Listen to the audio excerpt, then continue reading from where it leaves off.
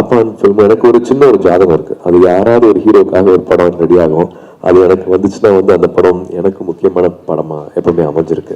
அந்த மாதிரி 12 வந்து இன்னொரு முக்கியமான ஒரு முதன்மை நடிகரை வந்து மனசுல அப்ப வச்சிருந்தாரு. பல காரணத்தினால வந்து அப்ப அவரும் எடுக்க முடியல.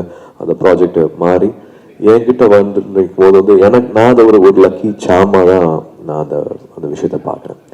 நான் ஏற்கனவே சொன்ன மாதிரி ஒரு அன்சங் ஹீரோஸை பற்றி சொல்றதுன்னா வந்து அது அதுக்கான ஒரு பதிவு வந்து உண்மையாக இருக்கணும்.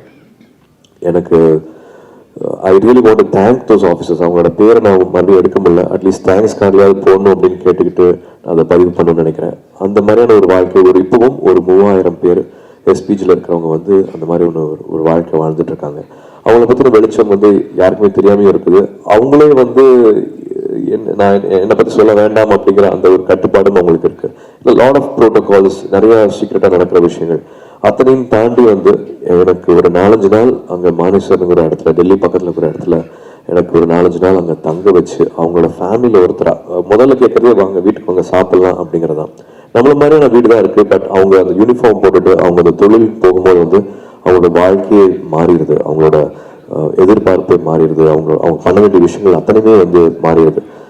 சும்மா சொல்லலாம், நானும் சொல்லலாம், டைரக்டர்ஸை சொல்லலாம், அத்தனை பேர் சொல்லலாம்.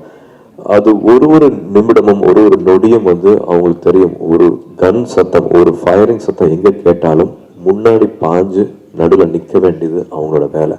நம்ம ஒரு இன்டர்வியூ போகணுன்னா நம்ம தயங்குவோம், இல்லாட்டி ஒரு முக்கியமான ஒரு விஷயத்துக்காக போகணுன்னா வந்து பல வாட்டி யோசிப்போம்.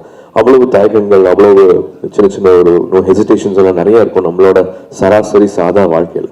பட் அவங்க ஒரு புல்லட்டுக்கு முன்னாடி போய் நிற்கணும் அப்படிங்கிறத தெரிஞ்சுக்கிட்டு, அவங்களுக்கும் வந்து அம்மா இருக்கும், ஒய்ஃப் இருக்கும், குழந்தைங்க இருப்பாங்க. பட் தன்னோட தொழில் இதுதான் அப்படின்னு ஒரு முடிவு பண்ணிட்டு அந்த ஒரு தொழிலை தேர்ந்தெடுத்து அந்த தொழிலுக்காக வாழ்றதுன்னு இருக்கு இல்லையா, அது ரொம்ப வேற மாதிரியான விஷயம்.